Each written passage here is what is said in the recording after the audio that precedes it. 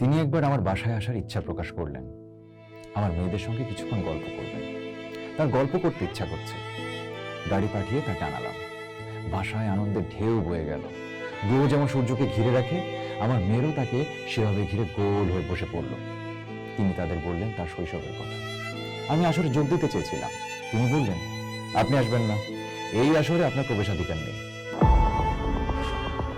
অন্যান্য ফ্ল্যাটে খবর চলে গেছে, ছেলেমেয়েরা আসছে, তারাও গল্প শুনতে চায়। আমার স্ত্রী ব্যস্ত হয়ে পড়লো, অতি সম্মানিত এই মানুষটিকে সে কি খাওয়াবে? তিনি তো কিছুই খেতে পারেন না। তিনি আমার স্ত্রীকে আশ্বস্ত করলেন, শুধু মুখে যাবেন না, কিছু খাবেন। পাকা পেঁপে থাকলে ভালো হয়।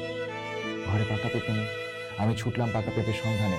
লিফট থেকে নামতে এক ভদ্রলোক চোখ বড় বড় করে বললেন, জানেন আমাদের এই ফ্ল্যাটের কোনো এক বাড়িতে জাহানারা ইমাম এসেছেন। আনন্দে আমার মন দ্রবীভূত হলো। এই মহিষী নারী কত অল্প সময় মানুষের হৃদয় দখল করে নিয়েছে। তার মৃত্যু সংবাদ আমাকে দেয় আসাদুজ্জামান। বাসায় তখন ক্যাসেট প্লেয়ার বাজছে। আমার মেয়েরা জন ডেনভারের গান শুনছে। Rocky Mountain high, Colorado. মেয়েরা তাদের নিজেদের ঘরে ঢুকে দরজা বন্ধ করে দিল। আমার মা আমার কাছে জানতে চাইলেন, আন্দোলন এখন কে এগিয়ে নিয়ে যাবে? আমি তাকে বললাম, দ্বিতীয় জাহানারা ইমাম আমাদের নেই। জাহানারা ইমাম দুটা তিনটা করে জন্মায় না, একটাই জন্মায়। তবে কেউ না কেউ এগিয়ে আসবে, অপেক্ষা করুন।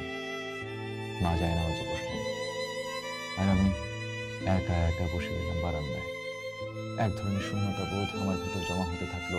কেবলই মনে হতে লাগলো একটা মস্ত ভুল হয়ে গেছে। কি পরিমাণ শ্রদ্ধা ও ভালোবাসা এই মানুষটির প্রতি আমার ছিল তা তাকে জানানো হয়নি। আমার একটাই সান্ত্বনা, মৃত্যুর উপাসের জগৎ থেকে আজ নিশ্চয়ই বুঝতে পারছেন আমি সব সময় তার পাশে ছিলাম। যে কদিন বেঁচে থাকবো তাই থাকবো।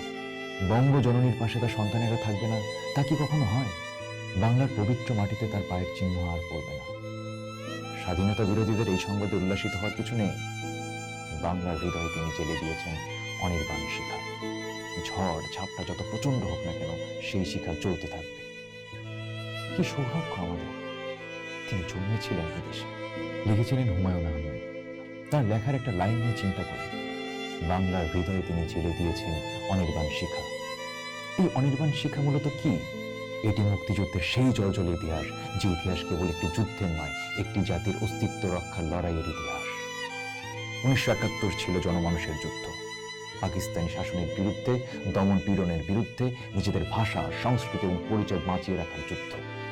কিন্তু সেই যুদ্ধ শুধু পাকিস্তানি বাহিনীর বিরুদ্ধেই ছিল না, ছিল তাদের এদেশীয় দোসর জামায়াতে ইসলাম, রাজাকার, আলবদরদের বিরুদ্ধেও, যারা এই বাংলার মানুষের সাথেই বিশ্বাসঘাতকতা করেছিল। দুঃখজনকভাবে ইতিহাসের সেই বিশ্বাসঘাতকতার রাজনীতি আজও নানা কায়দায় চলছে। নতুন নতুন বয়ান তৈরি করে মুক্তিযুদ্ধকে আড়াল করার চেষ্টা এখনো চলছে। এমন এক বিকৃত বয়ান দাঁড় করানোর চেষ্টা করা হচ্ছে যেন 1947-এর দেশভাগ আর 2024-এর গণ অভ্যুত্থানের মাঝখানে আর কোনো ইতিহাসই নেই, যেন মুক্তিযুদ্ধ হয়নি, যেন এই দেশের জন্ম লাখো প্রাণ এবং রক্তের বিনিময়ে হয়নি। অথচ সত্য হলো, মানুষের অধিকার, প্রতিরোধ আর স্বাধীনতার যে চেতনা 2024-এর আন্দোলনকে শক্তি দিয়েছে, তার শিকড়ও অনেকখানি পতিত 1971-এর মুক্তিযুদ্ধের ভেতরে। কারণ গণমানুষের লড়াই কখনো শূন্য থেকে জন্ম নেয় না, ইতিহাসের ভেতর থেকেই তার আগুন জ্বলে ওঠে। আর ঠিক এই কারণে জাহানারা ইমাম বারবার প্রাসঙ্গিক হয়ে উঠবে। কারণ তিনি শুধু একজন মানুষ নন, তিনি বিস্মৃতির অন্ধকারে জ্বলে থাকা ইতিহাসের শিখা। তিনি মনে করিয়ে দেন, ইতিহাস মুছে ফেলার চেষ্টা যতই হোক, সত্য শেষ পর্যন্ত থেকেই যায়। তার সন্তান রুমির মতো আরো লাখো সন্তান শহীদ হয়েছিলেন বাংলাদেশের উপর চাপিয়ে দেওয়া অন্যায়, বৈষম্যের বিরুদ্ধে লড়াই করে নিজেদের মর্যাদা অধিকার প্রতিষ্ঠা করার জন্য। সেই বাংলার হৃদয়ে জাহানারা ইমাম জ্বলে থাকবেন অনির্বাণ শিখা হয়ে। দেখুন, করুন, ভাবুন, থাকুন পোস্টের সঙ্গে।